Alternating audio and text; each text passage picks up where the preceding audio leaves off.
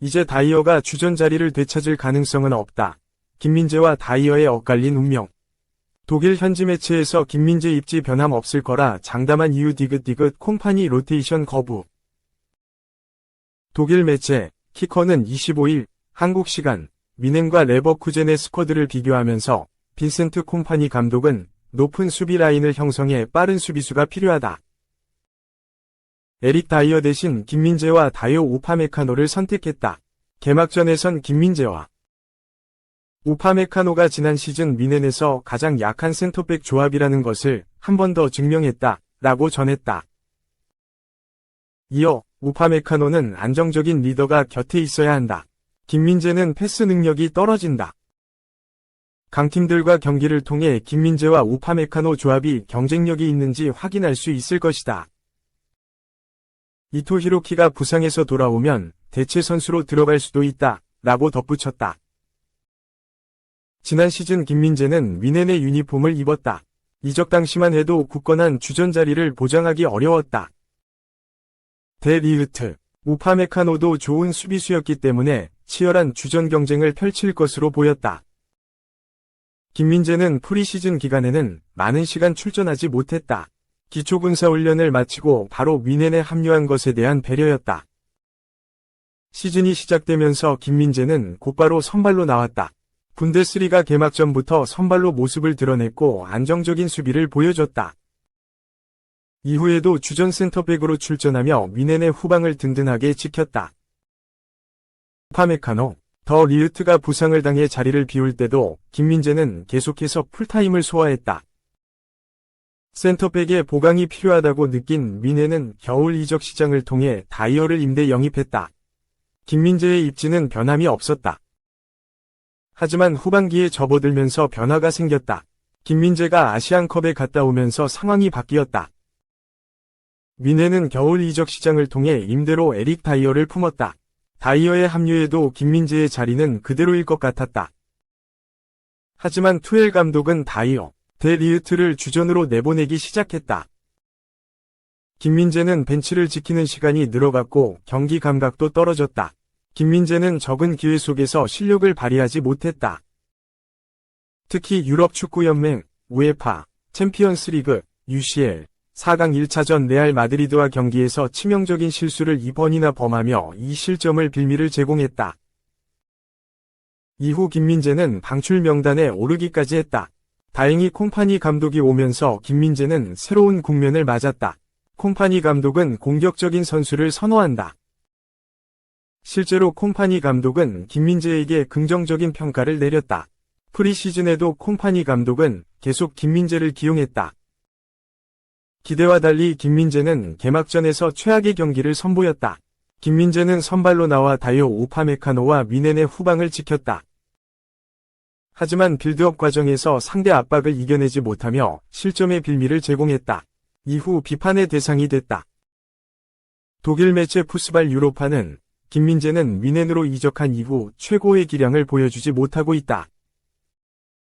미넨 경영진은 김민재의 가장 큰 문제가 무엇인지 알고 있다. 라고 밝혔다. 이어 내부 평가는 김민재가 나폴리의 깊고 덜 지배적인 수비 스타일에서 벗어나지 못했다. 아직 미넨의 플레이 스타일에 적응하지 못했다는 것이다. 이는 분명히 바뀌어야 한다. 빈센트 콤파니 감독은 센터백이 빌드업 플레이에 참여하는 공격적인 플레이를 추구한다.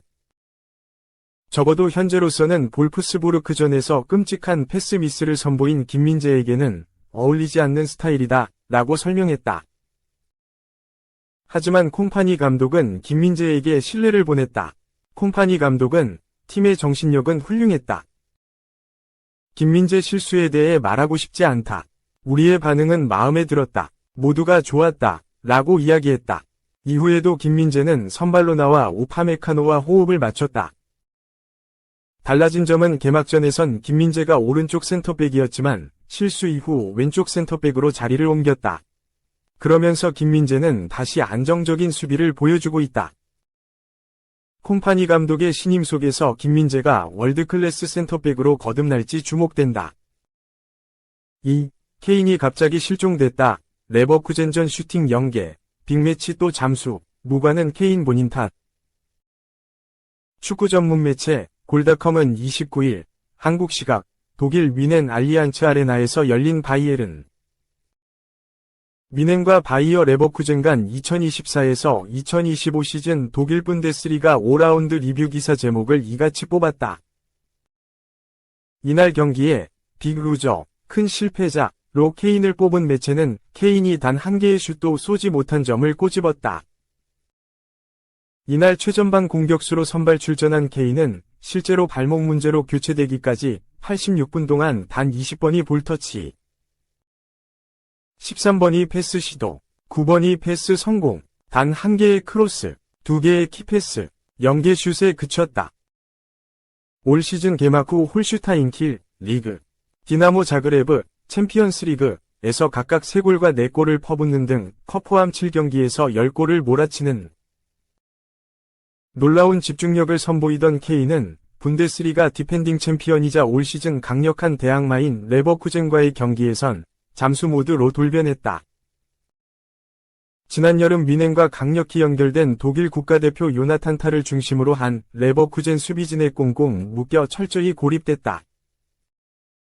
중원, 공격 2선까지 내려와 공격 빌드업에 관여했다기엔 볼터치와 패스 시도가 적다.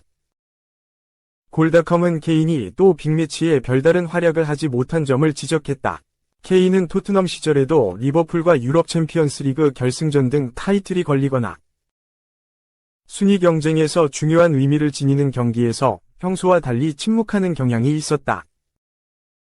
지난 2월 레버쿠젠 원정에서 팀이 0에서 3으로 대패할 때도 차이를 만들지 못했다. 첼시, 맨시티와의 리그컵 결승, 맨유와의 FA컵 준결승, 크로아티아와의 월드컵 준결승, 이탈리아와의 유로 결승 등 국가대표팀과 소속팀을 가리지 않고 빅게임에서 작아지는 경향을 보였다. 엎친 데 덮친 격 경기 막바지 상대 선수와의 충돌 이후 극심한 발목 통증을 호소하며 토마스 밀러와 교체됐다.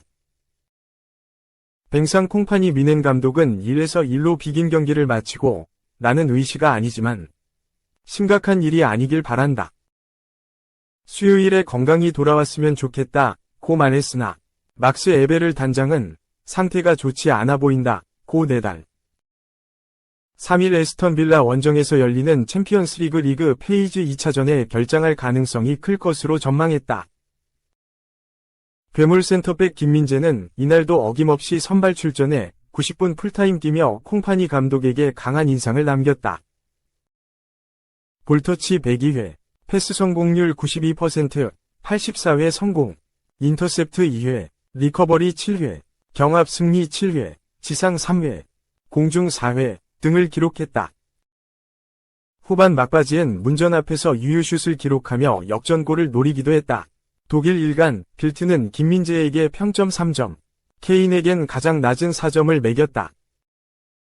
3. 파란 옷의 오형규. 이거 못 막습니다. 교체 투입 오른쪽 화살표 동점골 플러스 극장 역전골 폭발. 행크, 메헬렌의 2에서 1 신승. 행크는 28일, 현지 시간, 벨기에 행크 세계카 아레나에서 열린 크브 메헬렌과 2024-25 벨기에 프로리그 9라운드 홈경기에서 오형규의 멀티골에 힘입어 2에서 1 대역전극을 연출했다. 지난 주말 FCV 덴더르 EH전 데뷔골을 터뜨린 오형규는 이날 벤치에서 경기를 시작했다. 스탠 핑크 감독은 원톱 자리에 기존 주전 멤버인 톨로 아로코다레 카드를 꺼내들었다.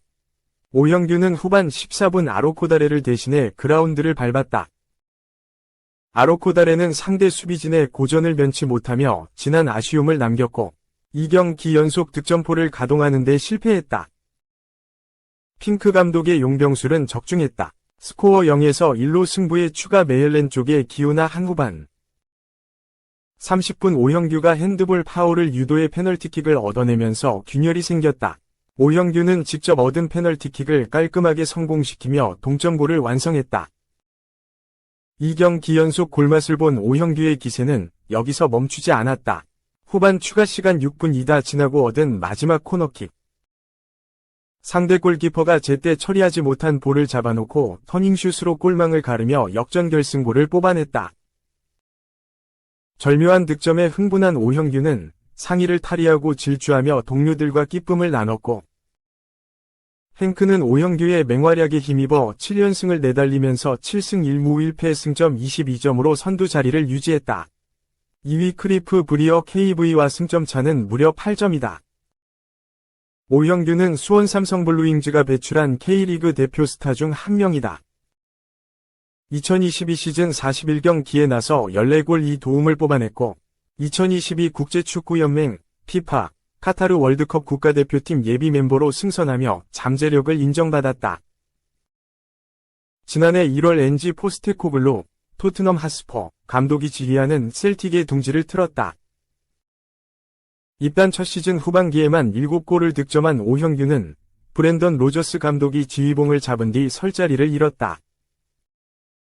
지난 시즌 후반기 들어 출전 시간을 좀처럼 확보하지 못했고 26경기 5골에 그치며 새로운 도전을 모색했다. 올여름 손흥민, 토트넘, 위 함부르크 SV 시절 은사로 익히 알려진 핑크 감독의 러브콜을 받아 행크 유니폼을 입었다.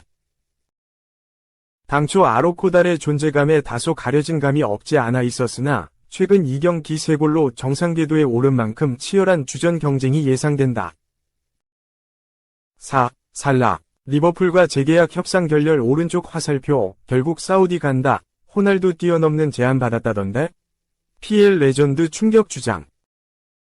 영국 매체 스포츠바이블은 27일 현지 시간 과거 에스턴 빌라 유니폼을 입고 활약한 가브리엘 아그볼라허 37가 살라의 사우디 프로리그 이적설에 대해 입을 열었다고 보도했다. 그러면서 아그볼라허의 발언을 인용했다. 그는 영국 매체 토크스포츠와 인터뷰를 통해 나는 살라가 사우디 리그로 이적한다는 것을 안다. 그가 확실히 갈 것이라고 나에게 말해준 소식통이 있다고 전했다.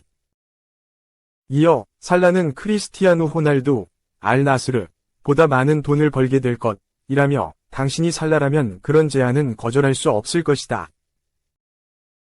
그는 리버풀에 할 수 있는 모든 걸 해줬다. 남을 거라면 진작 새로운 계약을 맺었을 것이라고 밝혔다. 실제로 살라는 작년 여름 사우디 리그의 천문학적인 제안을 거절하고 올 시즌 절치부심의 전성기 경기력을 되찾았다. 그러나 리버풀과 재계약 협상은 진척이 없다. 당장 내년 1월이 되면 보스만 룰에 위거해 다른 팀과 자유로운 협상이 가능한 상황이다. 살라 역시 이달 초 재계약과 관련한 의미심장한 발언을 남긴 바 있다. 그는 이번 시즌이 마지막 시즌이라는 것을 알고 있다. 그저 즐기고 싶다. 구단과 별다른 대화를 나누지 않았다. 어떻게 될지 지켜보자. 며 리버풀 팬들을 화들짝 놀라게 만들었다. 프리미어리그 역대 최고의 선수 중 한 명인 살라는 2017년 AS 로마를 떠나 리버풀에 합류했다.